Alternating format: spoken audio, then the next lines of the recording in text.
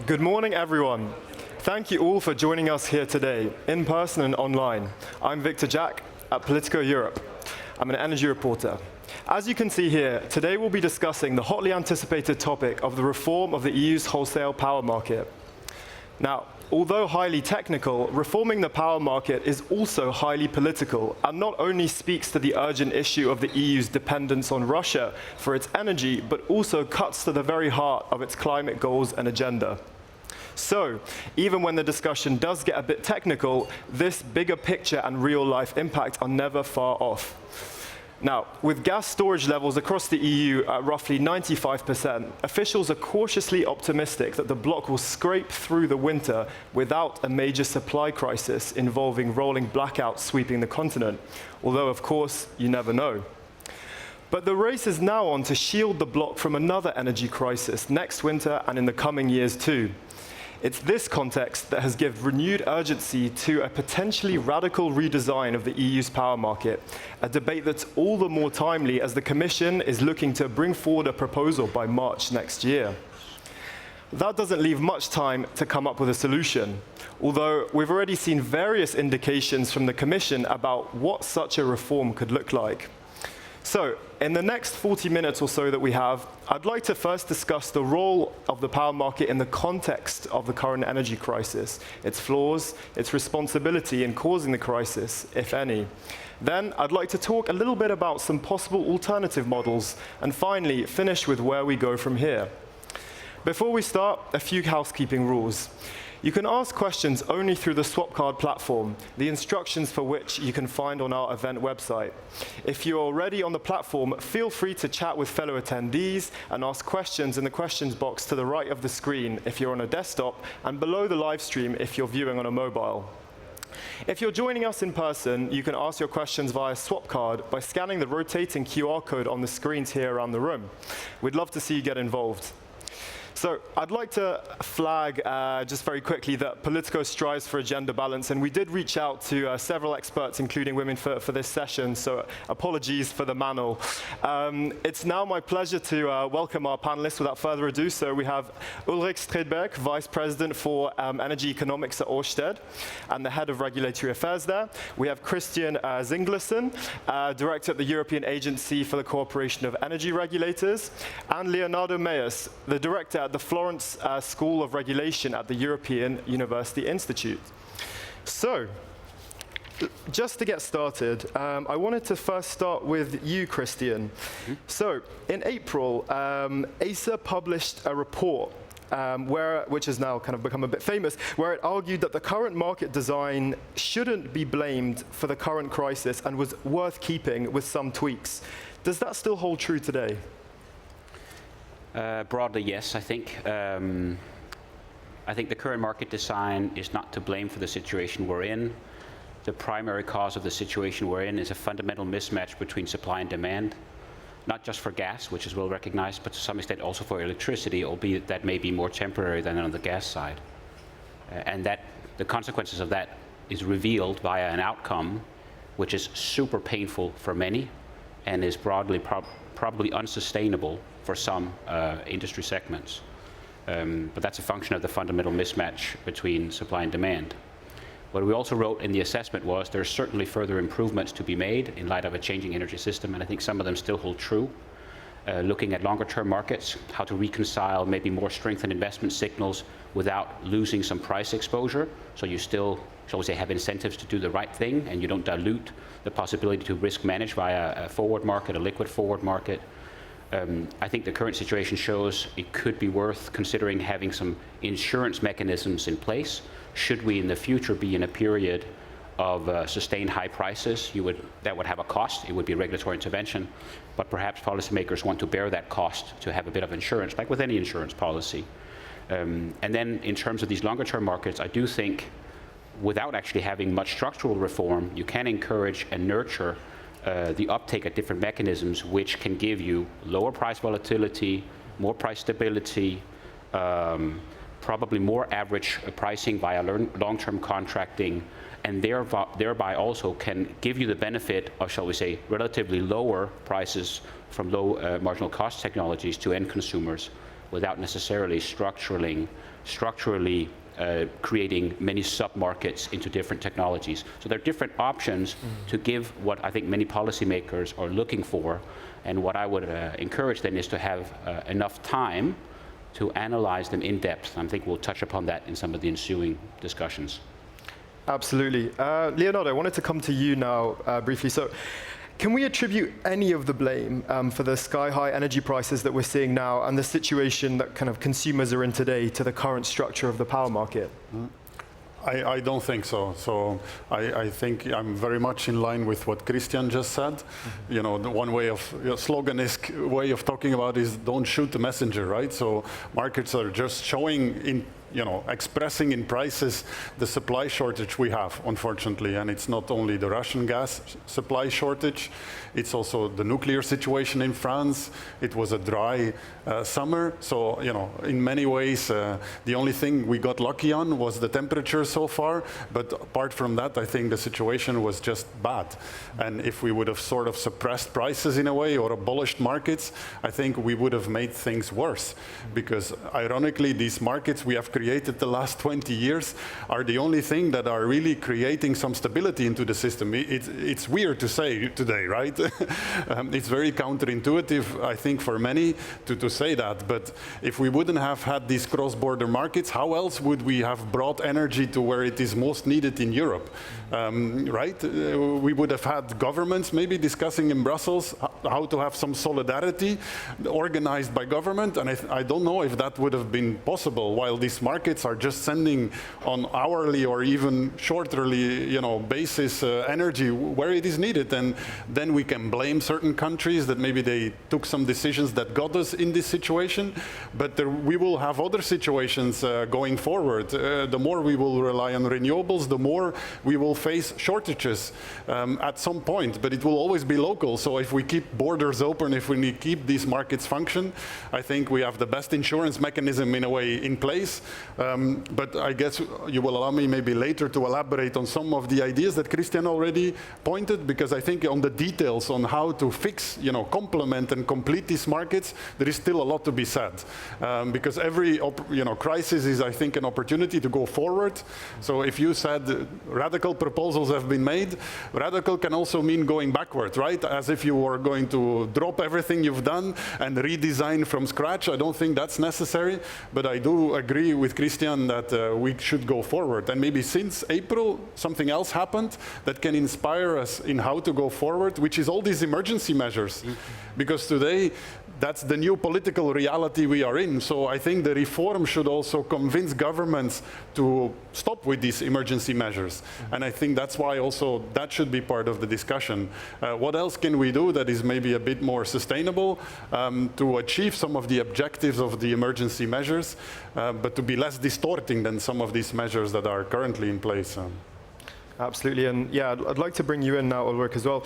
What about an industry perspective? I know a couple of months ago, Ørsted published a letter saying, prices were putting a large strain on energy companies' liquidity, and the EU has kind of relaxed some collateral rules in response. Are you facing kind of similar issues still as when that letter was sent? And should changing rules around collateral and clearing be a permanent part of this redesign? So let me start by saying that I fully agree with the former gentleman that what we're seeing now is first and foremost reflecting that there is not enough supply to meet demand, and prices and markets are illustrating that. That said, though, it's also clear that part of the trigger, the main part of the trigger, is a war in Europe. And we are quite far away from the ordinary, to say the least. And in that sense, we are in an emergency situation, and markets were put on a huge strain when all hell did break loose. There was a huge need for liquidity, for covering trades and so on and so on. So very far from normality, but I do think actually that the issues that were raised in that situation could actually come back a little bit to the things that Christian talked about in when we talk about a longer term reform. I'm much more for evolution than revolution in that, I should say. How longer term markets are actually functioning, how we can support them better, including also the systems that create the necessary collateral. I think that's the way to go, that's the way to look. But I should also say, by the way, that for us as an investor, because Ørsted is first and foremost an investor in renewable energy. We do trade, we have to. That's how you operate. But we invest in renewable energy, and in that sense, we feel that we are also coming with a solution, the longer-term solution, namely more electrons to electron-hungry Europe. So how to create those investment certainties, how to create those investment incentives is absolutely key here. And that's where words like revolution and total reform and shying away from prices that illustrates the balance between supply and demand, that is not giving me a lot of comfort, I can safely say. Mm-hmm, mm-hmm. So all our panelists kind of agree kind of on this issue, but I'd like to bring in something that European Commission President Ursula von der Leyen has kind of repeatedly said in recent months, and the current power market needs a, quote, deep and comprehensive reform, and it's, quote, not fit for purpose. Now, you're all kind of advocates of evolution, not revolution, as you've said, but so is Ursula von der Leyen wrong, Christian? The devil will be in the details, also terminology-wise. So I can't be called on your exact question. Sorry. I do think reform is needed. I think whether it's deep and comprehensive depends on the time frame you have in mind. I think there is a fundamental contradiction in terms from those who say something deep and comprehensive, and something which gives you very near-term effects. Mm-hmm. I don't think it's possible to do something very structural, deep and comprehensive with very near-term effects simply because implementation takes time. And I think the past experience and the implementation model we have in Europe shows it takes a number of years actually to do structural reform. So one of my worries is that those who I think we were saying in the beginning, this issue has been given new urgency. I actually think it has been given new political pressure. I don't think it's been given new urgency, because it's not going to deliver short-term effects for you. Mm-hmm. Structural reform will take some time to come into place because you need to rewrite not just the principles of the market framework, but to translate them into very complex underlying regulation. So that may come into effect several years from now, 3 years from now, 4 years from now, 5 years from now, which can be fine. Mm-hmm. But don't do it if you're trying to fix a 12-month, 18-month problem from now. That you should double down on, mm-hmm. as countries and at the EU level are doing now. So that is what I would maybe advocate. So maybe something deep and comprehensive, depending on what the devil in the details we put into those words. But those are not going to be near-term fixes. The near-term fixes are a vast variety of support measures where we can have the benefit of lessons learned from this past year, how we approach storage replenishment. There are lessons learned from this year. It was prohibitively expensive, but it was necessary. Can we learn some lessons from that? Can we somehow address the congestion in the gas market, which is a very new and unusual phenomenon because of this radical mix of gas flows? We need to have support measures for households, probably also industry, without suppressing the unfortunately somehow needed demand reduction signals, because otherwise we will not recalibrate this. And we probably need to continue in some shape or form this inframarginal revenue collection mechanism. It's not super popular, but there is a means, if you can get it right, to redistribute some revenue to others, even though it's quite tricky to do in practice. So that, I think, is urgent. It's shorter term. It'll be with us the next 12, 18, 24 months when we look at the fundamentals of supply and demand imbalance. And then I think we should take the time, as they're doing in the UK, for example, to do a more proper analysis of what is more deep and comprehensive reform. One should not fudge the two, because that is, it may lead to expectations which will not be delivered on. And that has a way of producing effects of then you want something knock-on, etc. That for me is a worry. Great, great. Now I'd like to move on to some possible alternatives and reforms themselves, get into the details themselves. So first, Christian, I wanted to just come back to you briefly. I mean, we often hear the term decoupling in this discussion, right? Countries including Spain, France, Austria, and even Germany have kind of at various times called for a structural reform of the power market that would involve decoupling gas prices from overall power prices and, you know, perhaps even splitting different technologies up in the market. But what does this term decoupling mean in practice? Would it work? Would this actually be better at reducing prices for consumers? Yeah, I think there will be very many interesting sociological PhDs written in coming years about the use of terminology and how those terms are becoming increasingly nebulous or flexible, if you will. So decoupling is almost all things to all men and women, which can be useful in a political context when you need to compromise. It's not so helpful when you need to translate that into real-world regulation. Let me say there are several options on the table which try to deliver more cost-average pricing. You could argue that's decoupling, even though it's not a structural decoupling. That gives stronger investment signals without risking price exposure, that lower volatility, and by virtue of doing that, help translate the benefits of low marginal cost generation technologies to consumers. Is that decoupling? Maybe, in some outcome. It's not a structural decoupling. So I would hope that one does not get too caught up in these nebulous terms and go into a slightly more detail. What I would quote is, in my opinion, the currently most ambitious, intellectually ambitious, I mean, electricity market review process that I'm aware of on the planet is undertaken in the UK. It's called the REMA review. They're doing a process whereby they're looking at different options, putting it out for consultation. They look at the input, they close the funnel a bit, put that out for consultation, get some input, look at it, close the funnel more, etc.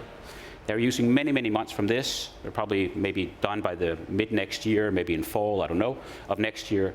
And they look at this structural decoupling, I mean, one avenue of decoupling, and they say it may have some pros, it may have some cons. It is a conceptual thing which, to their knowledge, has not been put into real practice anywhere on the planet.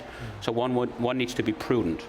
And I would take words from that. I think they're doing it rightly in terms of the process. I think we should be prudent. And if we want to consider such options, we need to analyze it more in depth and certainly not knee-jerk it through. For sure. That, I think, is a no-regret possibility. So again, I come back to this interesting interplay of the temporal limitations you put on yourself, perhaps to have short-term effects which will not materialize because it's a longer-term endeavor, vis-a-vis what is the proper analysis time frame that one needs to have. And here I think the UK is doing it right. Just because they left the EU, let's give them the credit. They can get one or two things right once in a while. So maybe we can look at them for once with a bit of inspiration. Great, great. And Leonardo, I'd like to come to you. So zooming in on some of the possible options for reforming short-term power markets, I'd like to focus on possible changes to the pricing method itself. So could you tell us how a pay-as-bid method would work as opposed to the current merit order method? And is there any way it would be better? And yeah. Okay, it does sound appealing, right? So, and it's not the first time we had that idea, because it sounds a bit weird, especially in a time of a crisis, that everybody just bids their costs, ideally, if they're behaving as they should be, but still they get these huge rents. And then, of course, we know they need some of those rents to pay back their investments, but maybe they are getting a bit unexpected rents. And then it seems like an easy fix to tell them, okay, whatever you bid in the market is what you get, and then you should, in that bid, take into account these additional investments that you have to recover, right? And sorry, just in a kind of layman's terms, how would you kind of explain what a pay-as-bid method looks like on a very basic level? Basically, it means that if Ulrich bids into the market, he has to bid into his costs, and he gets whatever he has bid, instead of the last bid that is accepted. And what's happening right now, that is the system we have, marginal pricing, is that you get the last bid that is accepted, which are these gas power plant bids, at least in the hours that we need gas plants. And that means that all the others get the same amount of money. And then it seems like an easy fix to say, no, we're not doing that anymore. Everybody just gets what they bid. But that does not take into account the fact that everybody will change their bidding behavior, rightly so. So they will start guessing what will be the market price. And that guessing game actually increases transaction costs, so you don't get the benefits you think you might get, but you get additional costs. And those costs are actually higher for smaller new players than for some of the bigger players that have more information and can do that guessing game easier. So that's why it's really not a good option. It would actually create all kind of distortions, and it won't get anything. So if we really want to claw back some of the extraordinary profits, there are other ways to do that without interfering into this pricing mechanism. And yeah, so we don't need it, and it would only create additional costs. And what is funny is that every time there is a crisis in the world, this comes on the table. And that's normal, because intuitively the first impression you get is that it's a smart idea. Also in the California crisis in 2000, so 20 years ago, that solution was also on the table when they had rolling blackouts in California and extreme prices. And a panel of academics like myself was gathered together to look into that option. And they wrote this very nice paper that I'm basically using now to explain you what they basically concluded already then, 20 years ago. And there is nothing new to say about that topic today.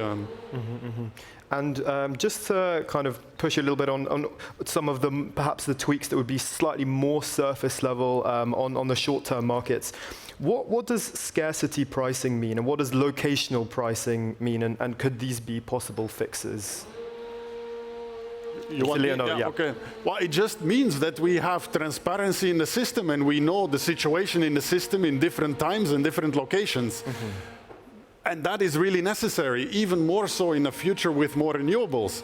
Because if we have more renewables, we will need that scheme to help each other, right? We will need to have exchanges from one location to the other, from one time to the other, through storages, through demand response. So all of that information is even more important in our future system. That's why I also, think that the market design we created is fit for purpose, because it put us on a path to have these more short-term signals. Where we, have not yet finished our project is everything on the long term, right?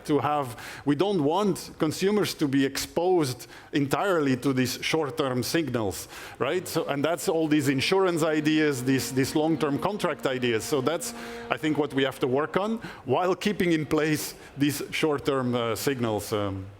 Great. And Ulrich, I'd like to bring you in here as well.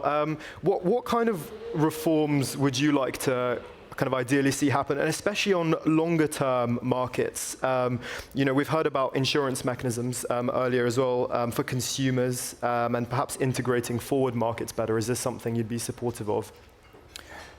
Yeah, absolutely. To answer very, very quickly, but maybe as an illustration to that point, those pricing mechanisms, and it would be the same, by the way, with pay as bid, but the current marginal pricing mechanism, very few people pay those prices. It is a price signal created to send the resources to those places where they're in most need. In different countries, it's a magnificent system that we've built in Europe, across Europe, to manage that. But very few people pay those prices, because most people, including my company, we sell our power over longer-term contracts, which is a sort of an average, which was what Ursula von der Leyen was actually talking about. And most consumers are involved somehow in a different type of pricing mechanism as well, including industrial consumers. So we have to keep that in mind in the first instance. And from us as an investor, actually a year ago, before the crisis kicked off, we were frankly having a bit of a hardship seeing how we could fund our investments, because prices, they were at a level that were not sustainable for investments, and now they're very, very high. So I do think, speaking about also the need for reform, longer-term reform, I do think this moment is a very, very good opportunity, and this crisis is a good opportunity to think about how we can have investors and the ones that needs the power meet in a more efficient way and sign better longer-term contracts, specifically on top of the crisis and the market discussions we are having now, do not forget that we are here to decarbonize our economy. We will need a lot more power to do that. And it has to be greener. We have to get rid of the fossil fuels. And electrification is a huge piece of that policy puzzle.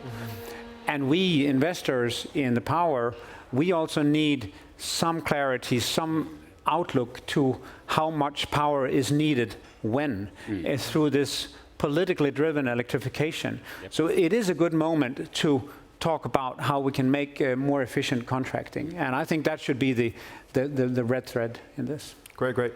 We're running a little bit short on time, so I just wanted to discuss a little bit something the Commission has floated so far in a policy assessment, which is broadening out the use of so-called contracts for difference.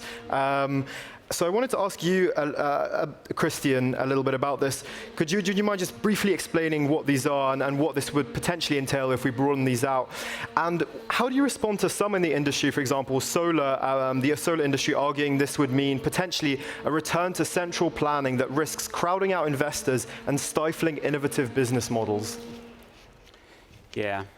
So I'd be happy to take a punt at that. So I think CFDs they come in different sizes and shapes, and some countries have had different experiences with them.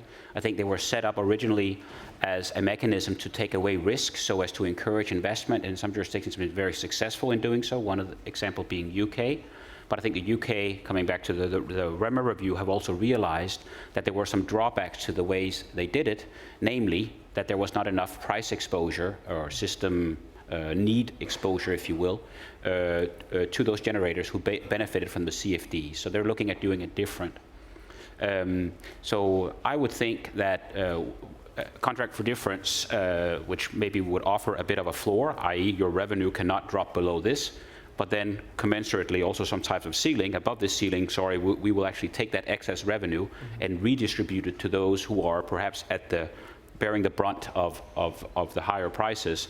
I think that could work certainly as an investment enhancing type vehicle. I think the price between the ceiling and the floor would be so significant as to have some price exposure, because you would want to have the possibility to manage risk for those who are active in the market, and you can't take all price exposure out, because then you dilute that particular market, which would be bad. I think it would need to coexist with bilateral contracting via PPAs. Why shouldn't it? And then for the risk of a very bureaucratic planning type framework that you allude to from some interest organizations, I think that depends on how it's set up. My personal opinion would be, in this vast industrial transformative phase we are in, and hopefully accelerating, it'll be unprecedented in scale and speed, and I think governments will have a greater role. And there will need to be a greater role for planning, not necessarily going back to, communist Iron Curtain times, not at all, but a greater role for government planning. Infrastructure will need a bit more hands-on on that. We just need to get it right, so it doesn't become this big bureaucratic animal which stands in the way of more merchant projects. Great. Yeah. Unfortunately, we're out of time, so I'm going to thank our speakers for joining us. Thank you, Ulrich, Leonardo, and Christian. And to everyone attending here, we have a 25-minute long networking break. And please try and be back here by 12:05 for another spotlight discussion on zero-emission buildings. Thank you very much.